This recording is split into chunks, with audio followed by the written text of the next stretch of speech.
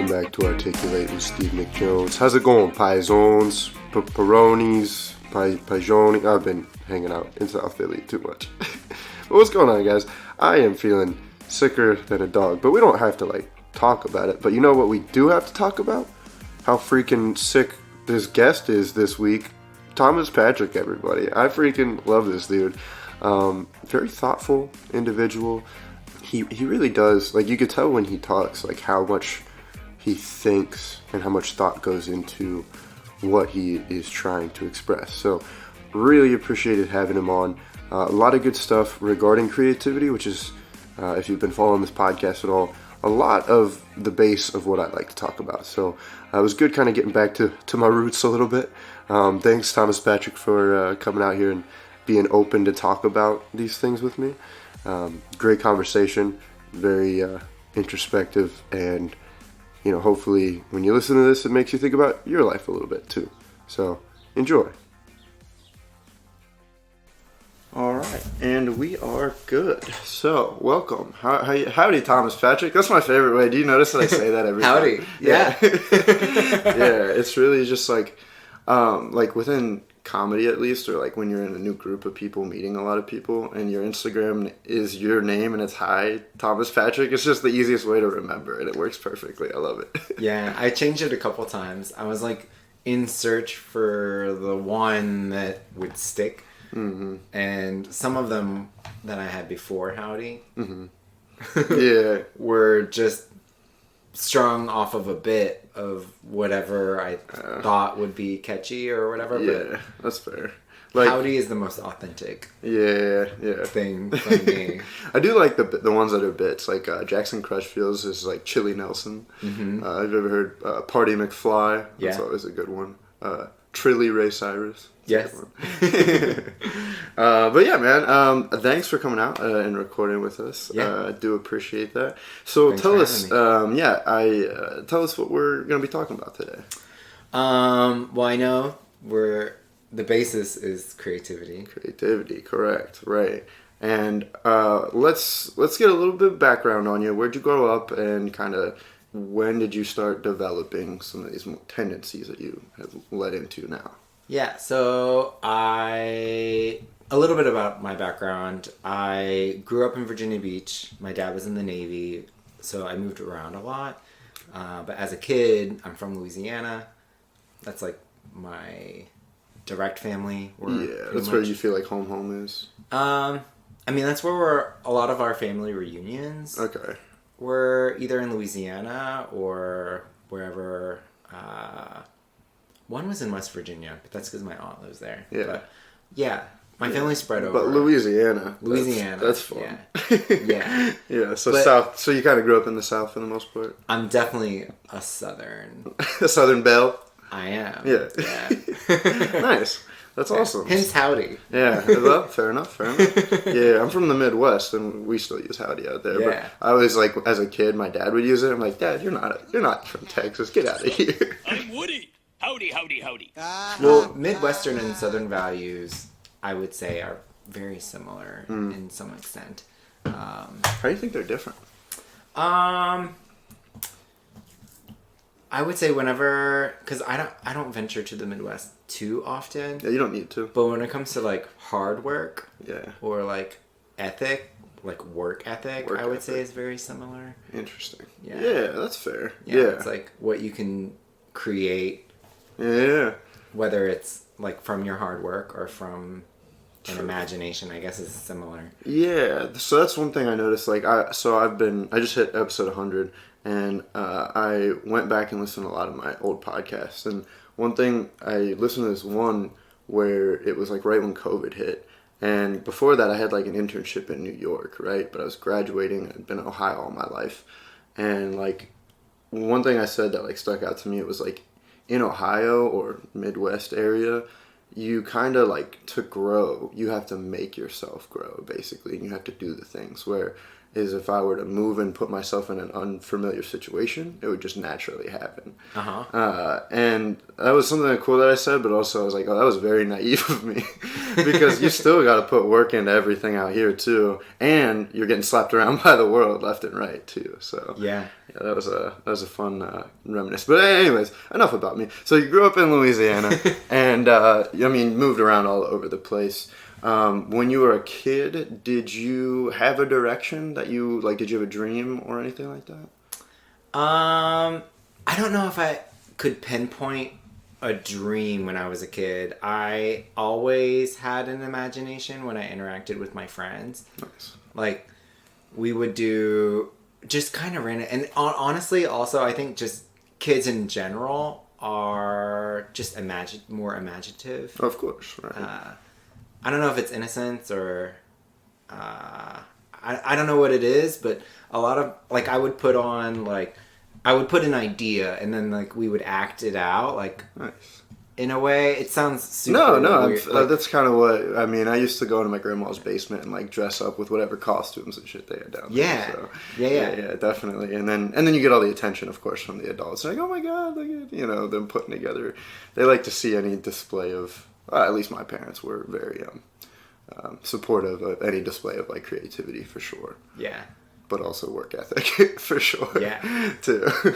Also, like, games or, like, the word play, like, playing with friends. I was always looking for ways to just have fun in creative ways, like, whether it be with action figures or, like, even the most simplest boy activity, playing war. Yeah. Like, we would have, like, fake guns. Nice. And we'd be outside, like, making forts. Yeah, I see your gun tattoo. Yeah. It's nice.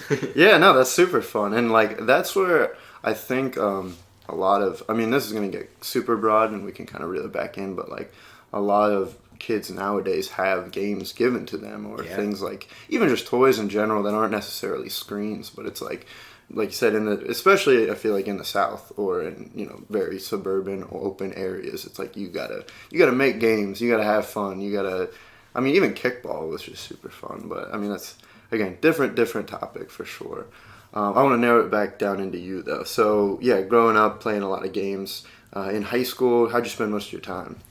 So in high school, I did, creative-wise, I was in chorus. Oh, nice. So I can sing. I don't really sing a lot. But you can. As an adult, I can, yeah. I can read music. You bust it out when a popular song comes on the radio. I'm like, Thomas Patrick. In the shower. Yeah, in the shower. Fair enough. That's the best place, too. Yeah. Shower karaoke.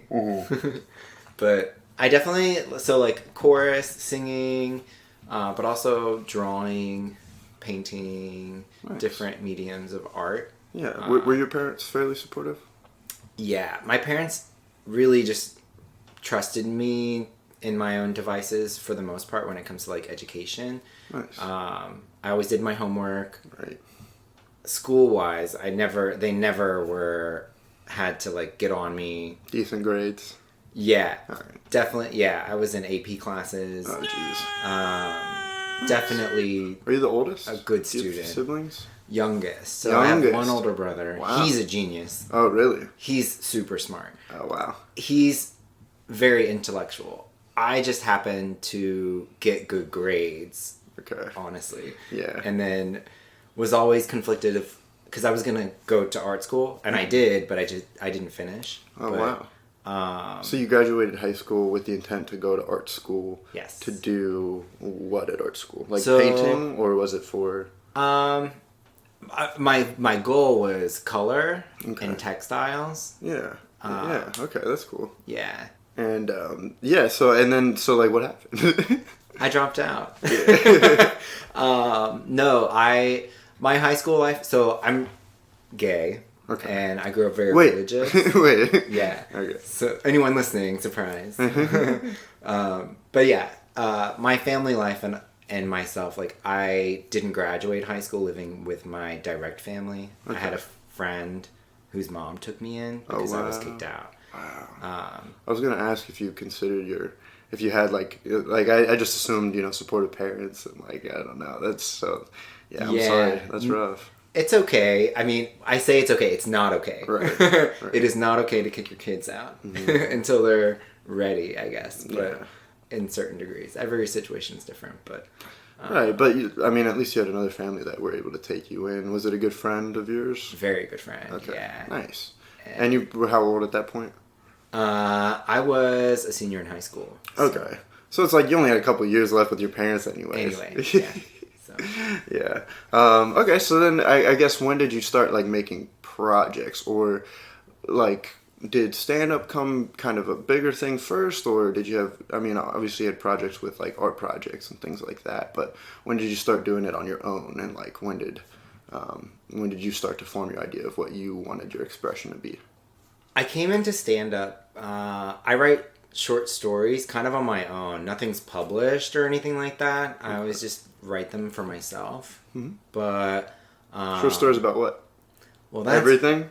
Well, they range. So the tones range. So I started doing stand-up. I had moved to Philadelphia, not in like the brightest time in my life, but I was going to comedy shows, seeking laughter just as an audience person. Okay. But then in my writing, if I was writing something where I wanted to see if the tone of what I was writing was funny, I would write some things out and then go to an open mic and see if that premise was funny. Yeah. And worth exploring in a story that I was writing. Oh yeah, that's a good way to do it. And so then I started writing stuff that was more central to me. That was because stand-up is very personal, right, for the most part.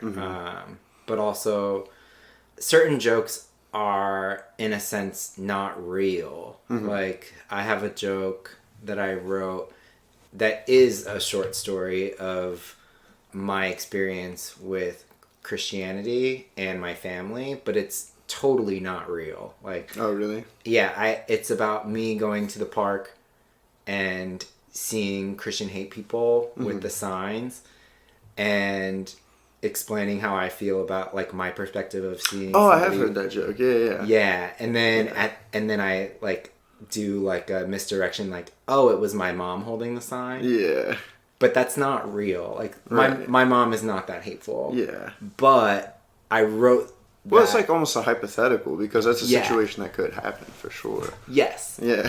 Those people are, generally speaking, someone's parents. And I did experience a level of right judgment. So there is some truth in that story, for sure. Yeah. And that's kind of how comedy can be for a lot of us. It's writing something that represents something real. Yeah, definitely. I mean, I'm still very, very new. How long have you been doing stand-up, actually? Stand-up, I had my 3-year anniversary this year. Oh, nice. So going on 4 years of doing stand-up and open mics and all that stuff. That's awesome. Shows and all that. But storytelling, though, I am probably, like, that's the aspect of it all that I relate to the most. Right. Or, I mean, that you enjoy doing the most. Yes. Right? Yeah. If there's a story or a joke that's a story, that's probably where I feel most comfortable. Yeah. So, I mean, when did you start, like piling up stories? You know what I mean? Like, realizing, like, oh, this is a thing, you know, that I love doing. Here in Philly. Yeah. Really? Yeah, that's when I started, like... About 3 years ago? Oh, wow. Yeah, I've been in Philly for 5 years. So I started writing stories as an outlet. Okay.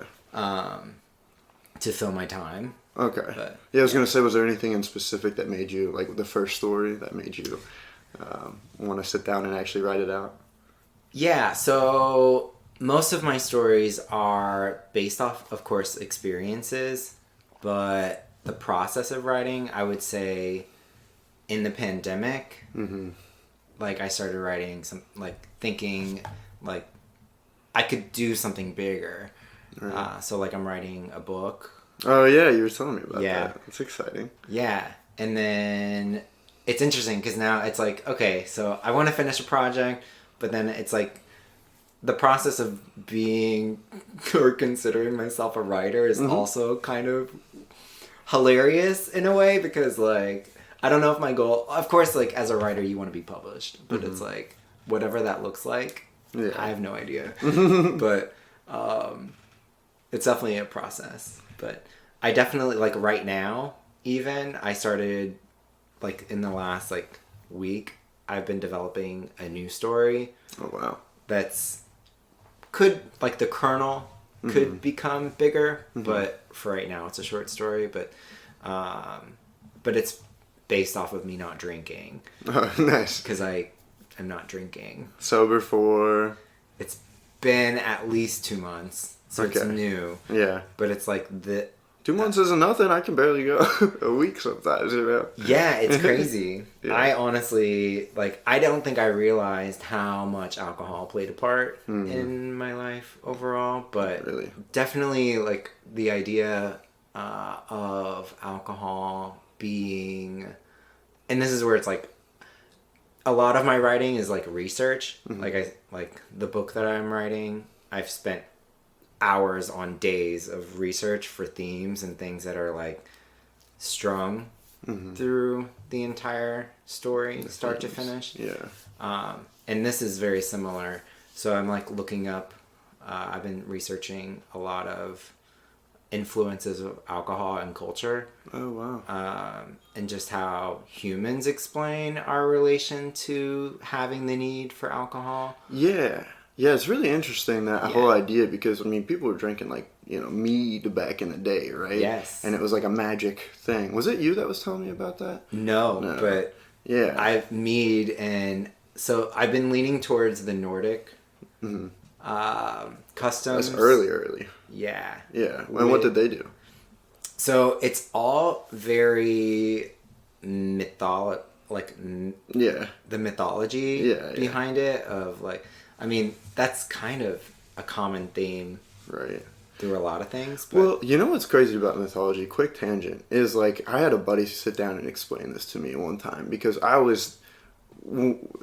thought about mythology in the same way as I did about religion when I was growing up, where religion is like, oh, there's a big white man in the sky with a beard, you know what I mean? And then I kind of grew out of that and realized that religion is more than that, to some people at least, and has you know, deeper mental processes that go into it. And then I was still thinking about mythology in the same way, though, like, oh, there's gods flying around in the sky. He's like, no, man, like, Zeus is like justice, you know what I mean? Zeus is like power. And I just was like, wait. And then I started, you know, because I used to be really into mythology, and I was like, wow, there's a lot more that goes into those ideas than just, like, again, like, you know, people fucking humans and having demigods and things like that, you know? Yeah. I want to say, so in some of the research I've been doing about alcohol mythology is like Aegon, or who's the god of like certain, if there's like an umbrella of alcohol, we think of like when you go to the bar, it's like top shelf versus liquor, whiskey, or mead, or beer, or like wine. Yeah, so Isn't like Dionysus the god of wine, basically? Yeah, but that's Greek mythology. That's true. Yeah. So what did you find in Nordic? So Aegon, which is so interesting because is really the god of the sea.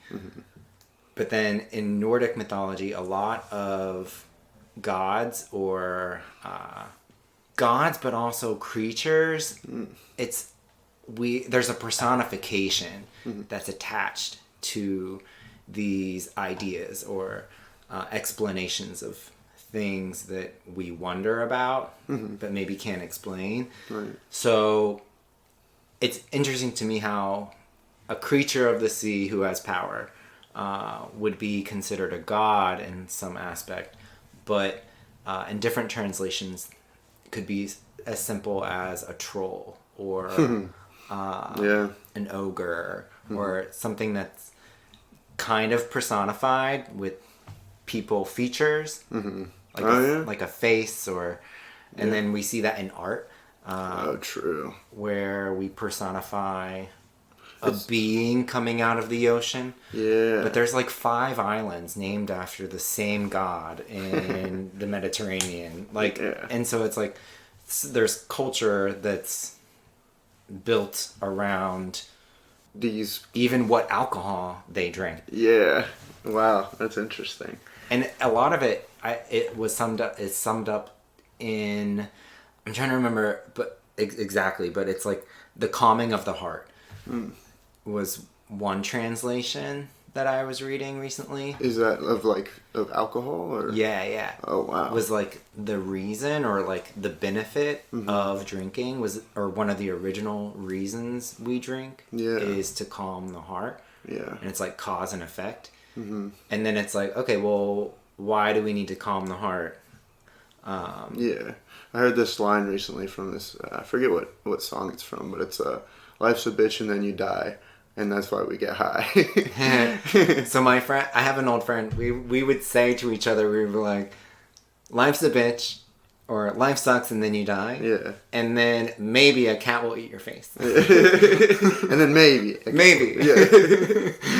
Yeah. But I think that is like a reason though for like, at least for me, that's how I rationalize my consumption sometimes. It's just because like, well, if I'm sober and I'm going to let myself get this low, then I should allow myself to get high as well, in a sense. Because like life, I think, at least for me recently, and I hope it changes, but the highs in life have not been, sober highs are not nearly as much as, drug highs, you know what I mean? And to be able to deal with those low lows that you get with sobriety, or even when you get low on depressants or whatever, or anything like that, it's just like, you got to have the highs to cancel them out. And I know there's something to be said for like seeking pleasure in a sense, but I think it's more of seeking a distraction and a high, you know what I mean? It doesn't have to, a high can just be without any negative connotation. You're allowed to have a high, Well, that kind of ties directly into creativity, because let's say you're going to a museum and looking at a painting that strikes something. So like standing in front of something that someone made can strike an emotion or mean something. But that pathway to the emotion as an audience member is different for someone who creates it. Yeah, I could see that. So how does that relate to sobriety? Mostly I'm experiencing and I have to be careful how I say this, because I make myself sound like a huge alcoholic when I say I'm not drinking in this way, but it's not like I drank every day or needed alcohol, but the frequency of drinking to not drinking at all, there's just certain emotions or memories that are tied to emotions that I'm just navigating differently now. Where if something, like where at the end of the day where I might have a glass of wine, taking that off the table, if I have a memory that comes to me or an emotion that comes to me that I just haven't felt in a while, or the first time while I'm sober, it's like, okay, I have to navigate this without wine or tequila. Yeah, tequila. Love tequila. Right. Yeah. No, I definitely, I don't know if I have experienced it in the same way, but I definitely agree, like there are times where like I'm say just like stoned or something and a thought comes to me and I'm like, wow, that's a really good thought, and in the moment I get like really caught up in it and really like emotional about it, and then say the next day is, I'm sober and it's just kind of like a faded memory or like a scribbled memory, you know what I mean? It's just not very clear. And is opaque a word? Opaque's a word, right? Yeah.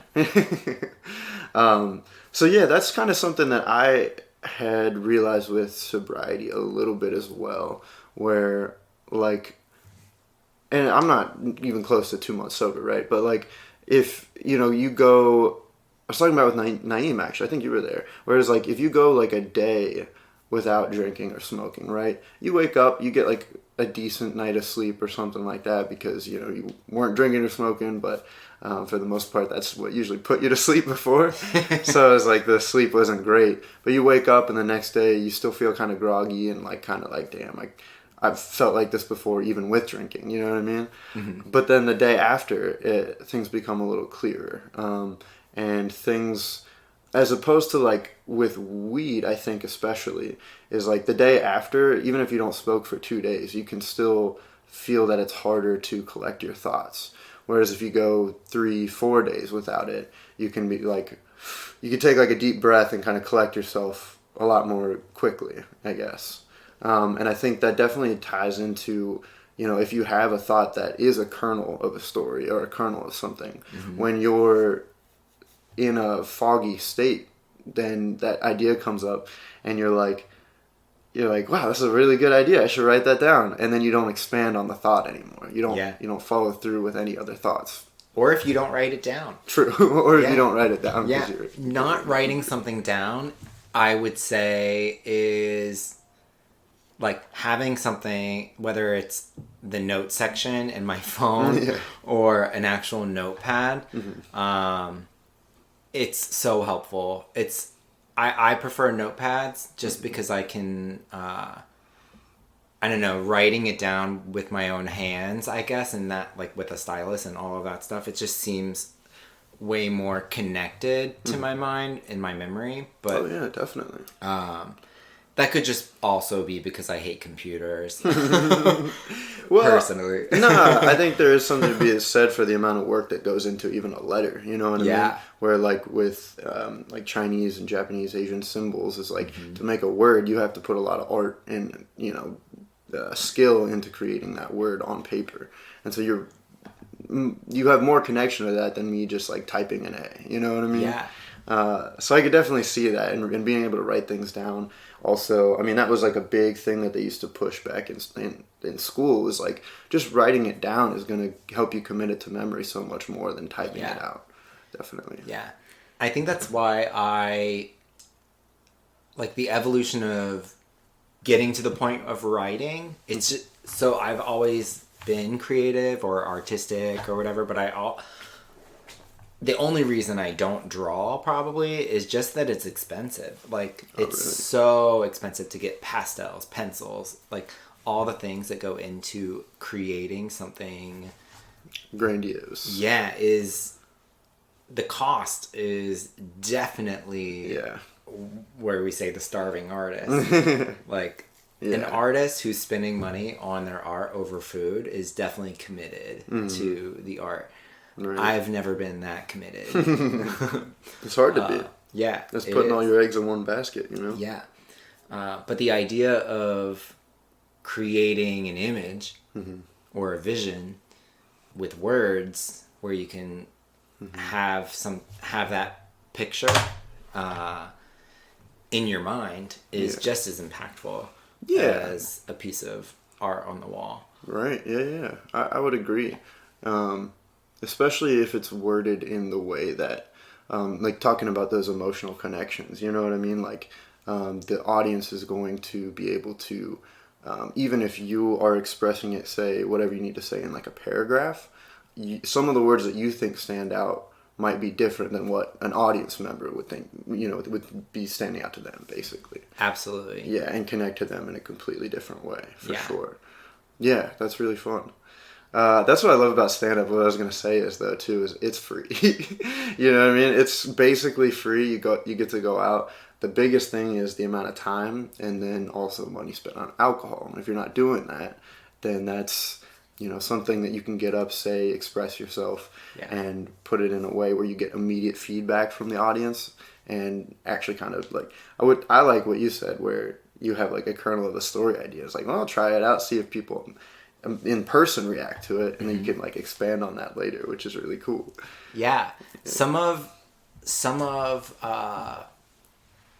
the expansion or of a joke or the life of a joke and how it can build into something that you maybe didn't expect when you first wrote the kernel or the idea, the premise. it's like, how far can you push that one idea? And that's why I think, of course, like open mics and feedback from peers, I think that, to me, that's where I always think that there should be a level of humility, which is really, I would say, I say difficult. Not difficult in a way that I don't think applies just to artists, but humility is definitely a human thing. But for something to become the best it can be is being open to edits, being open to change, being open to changing the word that fits best. Yeah, definitely. And that's, I mean, another thing with being sober, right, is just like actually taking that criticism to heart emotionally. Yeah. As opposed to being, under the influence and just being like, all right, brush it off. It's still my thing, and and just being overly confident about a shitty joke that you have or something, right? Yeah. I know, actually, a lot of times, I'm guilty of it too, where I'll hold on as long as I can. Oh, yeah. Because I'm dedicated to the joke. Yeah. But not willing to bend or alter it. Right. Yeah. But there's also just, with stand-up, there's, to get what you want, of course, like in stand-up or comedy, the goal is laughter. Right. Like, that's ultimately what we want. And that laughter in the room, it's a vibe, it's a energy, there's so much that goes into getting a laugh and taking into account of where you are, the atmosphere. That's probably definitely more stand-up specific, but as a performer, I don't know, I think about like Shakespeare and these like a plays right. and the amount of work and like effort that goes into not only keeping somebody attention for more than 5 to 10 minutes, or even like 15 minutes. Yes. And keeping the energy up so they want to keep paying attention with you. That's the thing that, like, I don't know, within stand-up is like, there's momentum, right? And you can like build momentum and keep it going once you've kind of got it and get to the end of your set. And, you have ups and downs, but for the most part, the audience wants to hear what's coming out of your mouth next. Yeah. Whereas with longer productions, plays, movies, things like that, is like, you need to give them time to breathe. You need to do that without them completely disassociating from the story. There's so much that goes into that. Have you considered like writing a play? Is that like something that's been rolling around? Is that why you brought that up? I mean, maybe. I think writing with characters in mind. So like the book I'm working on, for example. Yeah, so what is this book? So the book is based off of life experience, but the main character, the protagonist, is someone that's extremely close to my heart who's passed away, but it's based off of that person. And there's parts of the story where there is a character that's based off of me, and I had to be really willing to let that character look bad. In both aspects, because the flaws have to be present, and that's part of. Probably found out a lot about yourself when you're writing that character. Yeah, I could see that, and how you're like, wow, I don't even want to like admit to my own flaws in a fictional character like version of myself. What does that say about me in real life? Yeah, it's like when, and I guess this also plays into the aspect of a drug of choice, so to speak, because what are we willing to admit about ourselves, or what it's like in any given moment, what am I wanting to feel or what am I willing to feel? And the path to that looks different for everyone, but it also looks different each day. And so writing a character and be willing to base a character off of a life, it can't, for it to be authentic, it can't, not everything is like perfect. Shiny. Yeah. Yeah, I know what you mean. For it to be authentic, it needs to be willing to look at the things that are, and what those things feel like and what those things look like. Yeah. And, with a drug of choice, like, you're kind of relating it to. It's really interesting because, like, you could say weed is, like, the least harmful of it. Least harmful. Like, I choose weed to, to make me feel better. It's natural. And it is, like, I don't get a hangover for the most part the next day. But then in that sense, you also have to be able to admit, it's like, yeah, it's not as bad as, say hard drugs or anything like that. But the drawback is you are foggy the next day, or the drawback is you are messing with your lungs a little bit with that, So writing a character, is like, yeah, especially if it's based off of yourself, is like, yeah, I want people to like this character. Like, I want people to relate and be able to accept this character. But to do that, you have to say, well, what are the cons? What do they not like about this character? Yeah. What do I not like about this character? Yeah. Interesting. Yeah. Some of the parts of the story, the parts that have joy in them, are definitely more fluid and easier to write. Right. But then the choice to go in the hard parts, and when I say hard parts, it's like, what does drug addiction look like for a person, and what that does to relationships? Kind of the darker areas of things. And I think that's probably what helps with you and I being comics, is just being able to kind of laugh at some flaws that we have, and be able to put that into, and that's what I think one of the hardest things to do, but what I really love about, say, there's a lot of TV today that's really good at it, like Atlanta. I don't know if you know, with Childish Gambino or Barry or something, but it's generally these deeply flawed characters or flawed situations that people are put in, and they're dark situations. But being able to just make people like buy into that and feel the heaviness, but then relieving it with just a little bit of tension, you know what I mean? Or, like, oh, there's like a realistic thing that's something funny that I probably would have said or thrown out there as well, Yeah. It's, in those moments, relatable. Absolutely. Because, there's movies that I've watched too, or stories that I've, read, where there are very serious situations, and it's an overly in-your-face drama. And a lot of times it's hard for me to relate to those, because you're telling me in this whole story, this whole world that you set up, there's not one person who's going to crack a joke about, something messed up like that. Yeah. You know what I mean? Like alcoholism, like especially like addiction. Terrible. Addiction's awful, and you hate to see people go through it. And it's the hardest thing for them to get out of. But some parts of it are funny, you know what I mean? There's hilarious stories of coke-filled drug nights, blacking out is, of course, a terrible thing. I hate, I hate to hear bad stories of people blacking out. But sometimes you do funny shit when you black out, too.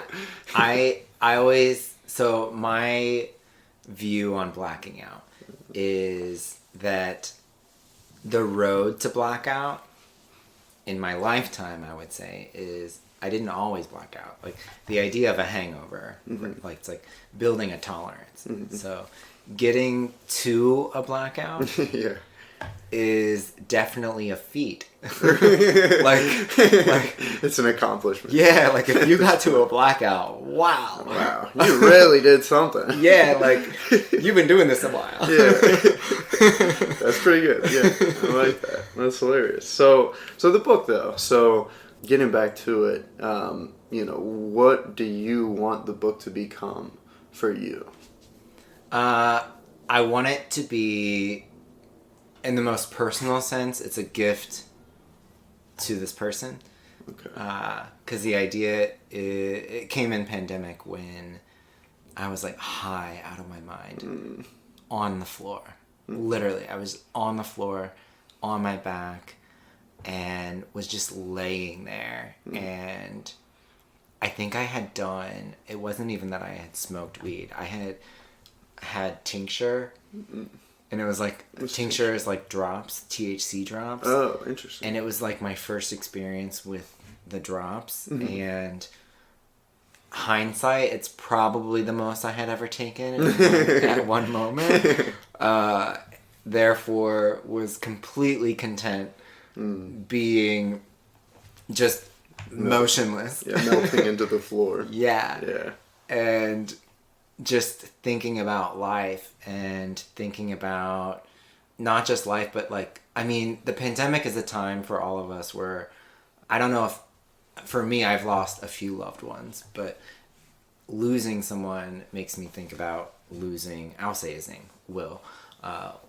Kraft.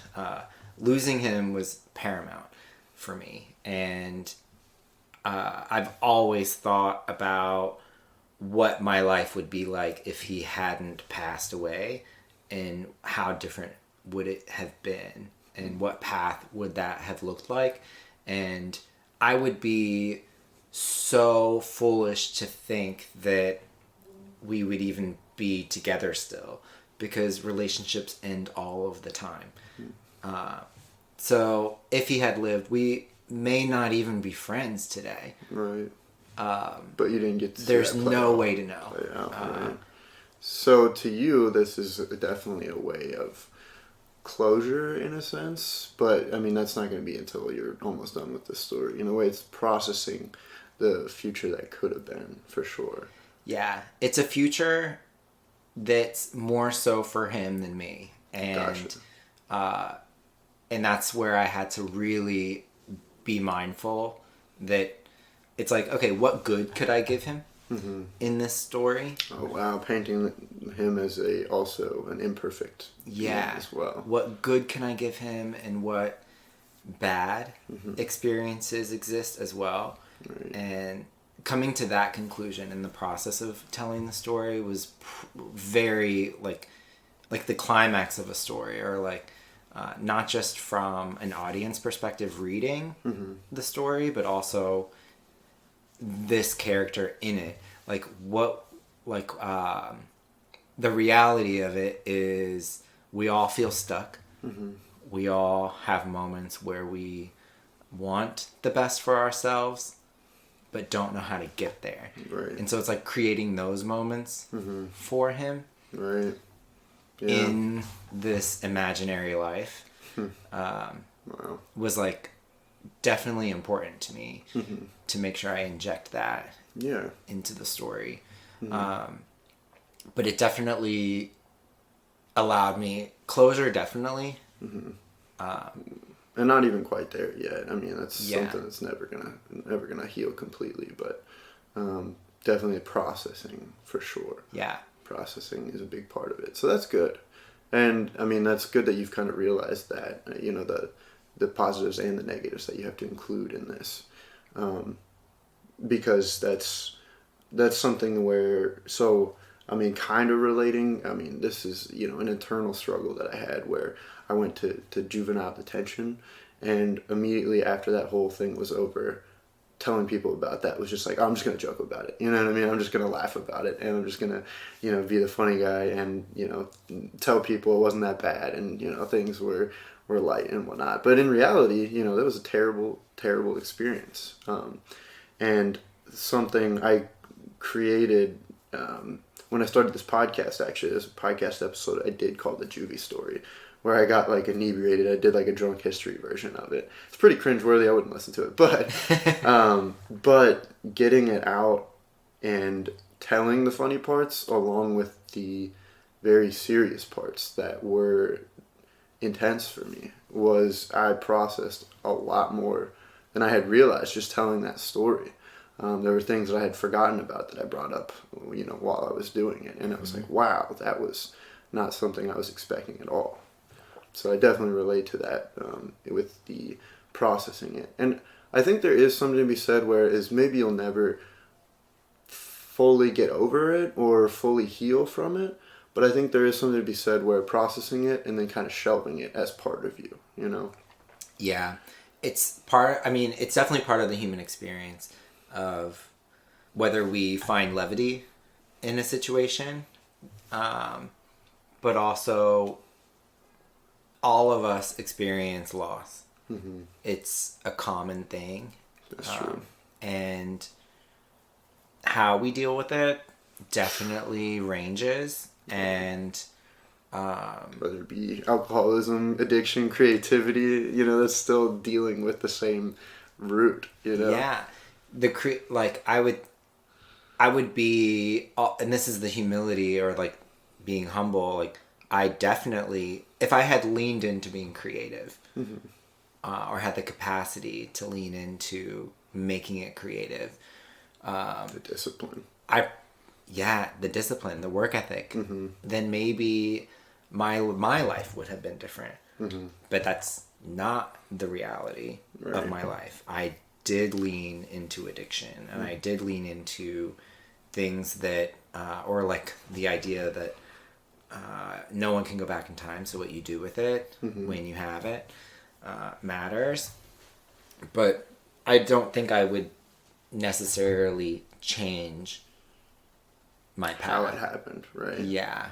Because it led you to where you are now, to that realization. Yeah. Which I think is a great realization. I don't know if I would be able to write a story that has the depths of disappointment or feeling stuck or not knowing what the future holds. Any of those, all of those themes that are prevalent in this story or the path, I wouldn't be able to if I hadn't experienced it myself. Right. So, yeah, definitely. Like one of the those low emotions are like kind of how I was saying earlier. Is like those low emotions, even sober, are gonna be way more extreme, I think, and a lot of people are gonna be able to connect to those.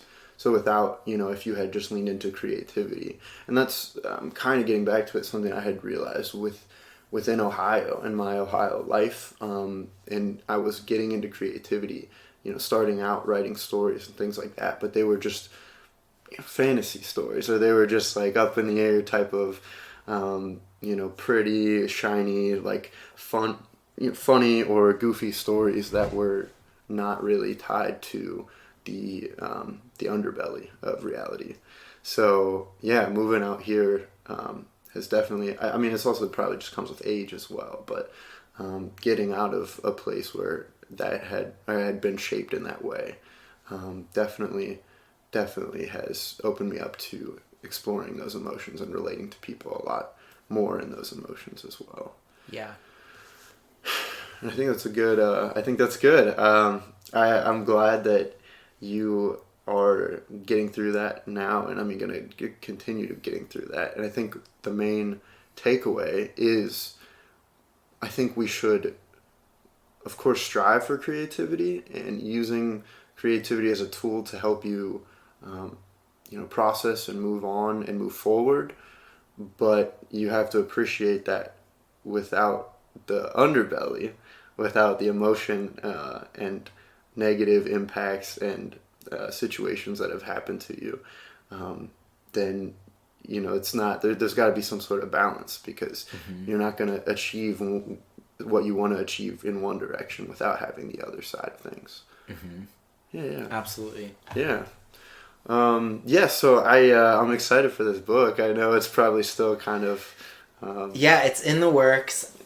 What's great about it is that I have an outline, and this is where, like, I allow myself to be distracted in a sense, but also in my own life, like, so I put it on the shelf consciously, mostly because the last 6 months, I don't know, I don't know if I think I would be doing the story a disservice if I was rushing it. Right. And I think that's also kind of the process. And this is my first bigger story. I have there's a difference between writing a 20-page short story and getting to where, on an estimated scale, the story is going to end up being over 300 pages.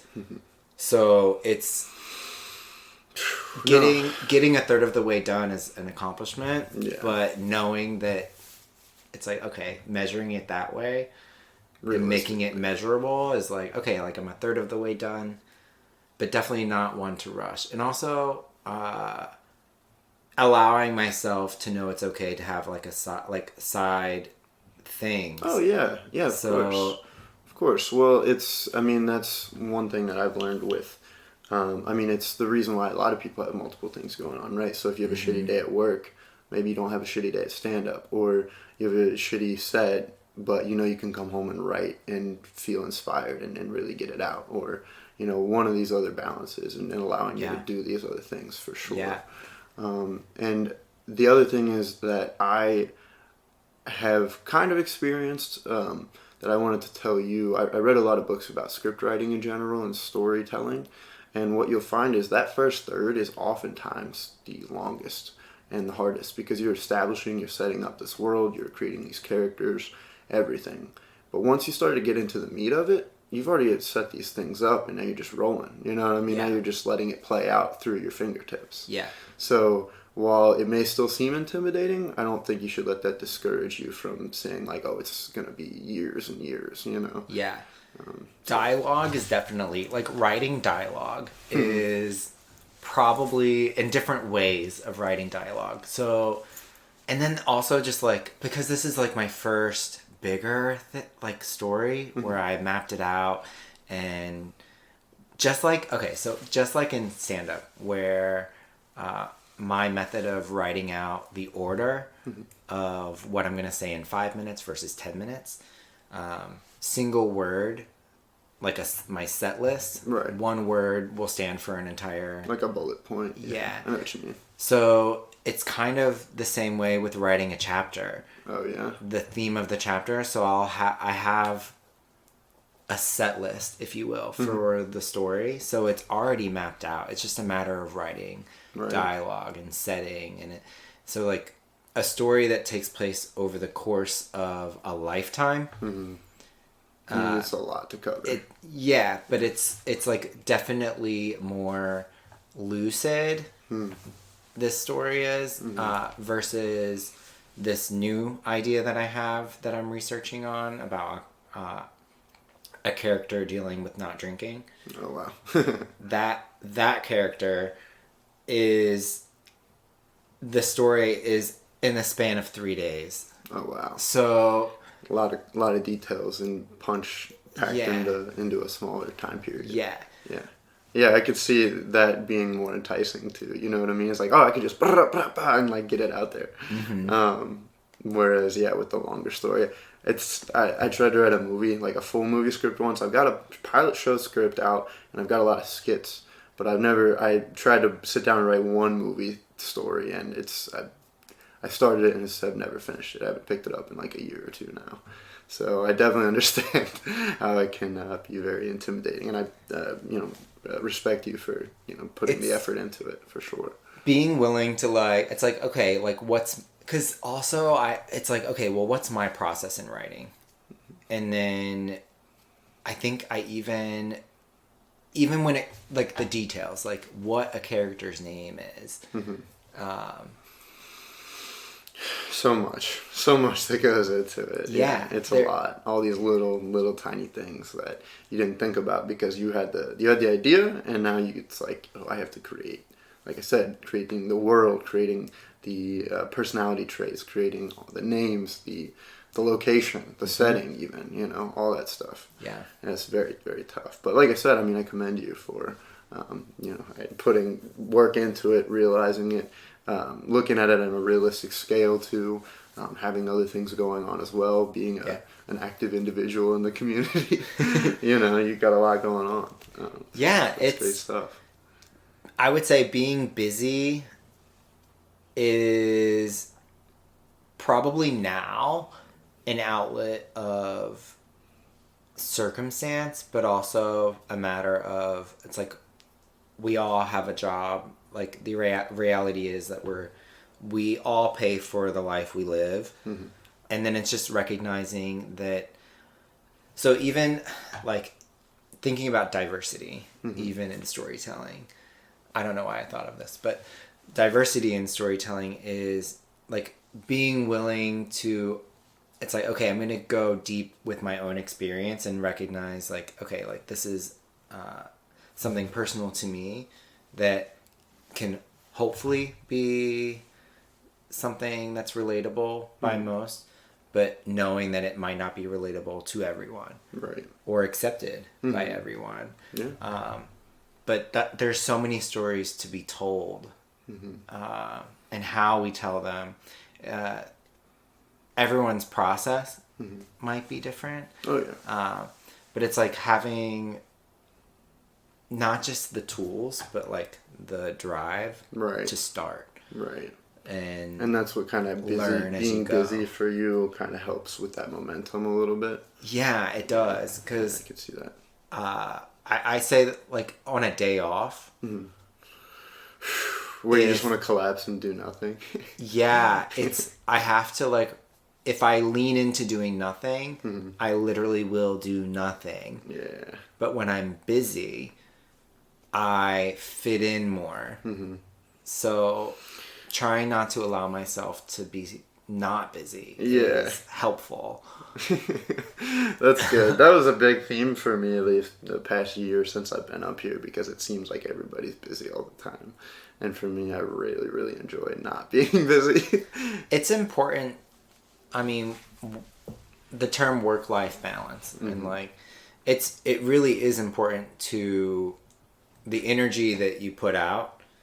There, it is important to like take a beat and refuel. Yeah, allow and yourself recharge. Yeah. Yeah, definitely understand that. And that's where weed comes in. That's where weed definitely helps. Yeah. It's like, all right, I can just take a check real quick and just step back for a second with that. Yeah, I definitely agree with that. But yeah, I think that's kind of a good point to stop here. But I definitely want to shout you out. So I mean, Instagram handles. I know you've been running a show too. So if you want to plug all that stuff. Comedy wise, I have a new show at Stir Lounge. It's Stir Comedy. Right, it's still in, I would say, a stage that is changing. Like, it's a benefit show, so the Instagram show, it's like now you can donate to a fundraiser. The headliner chooses the charity, so it's raising a little bit of money away for our community to give back. And it's in Stir, and that's downtown Philadelphia. Yeah, the second and fourth Saturday of the month, right? Yes, second and last, because sometimes there's more. Right, fair enough. Which I like those months. Yeah.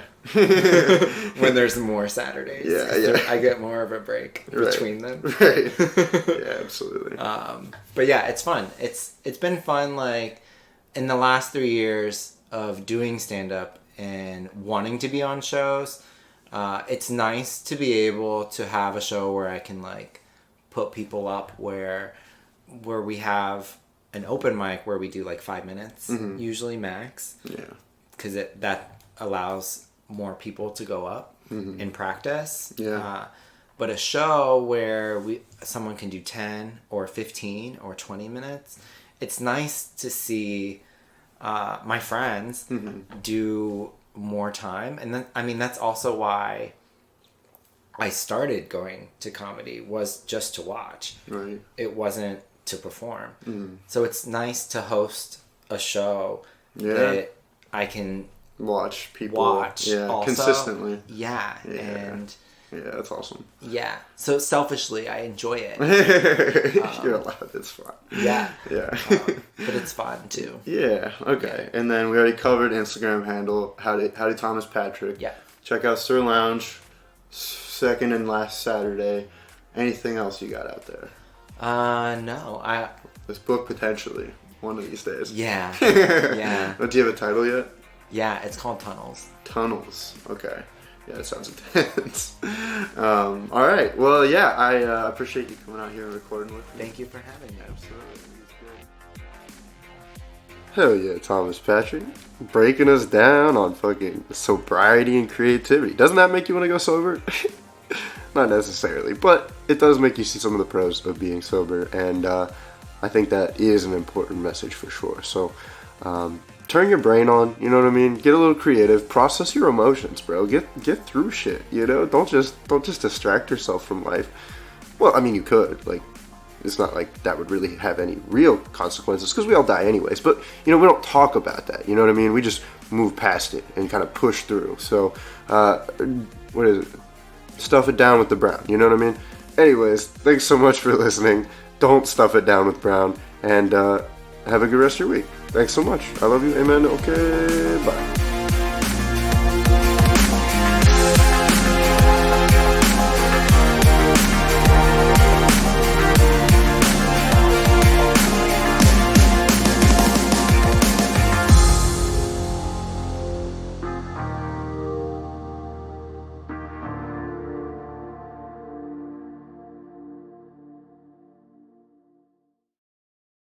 Insurance, in a way, is kind of a pyramid scheme.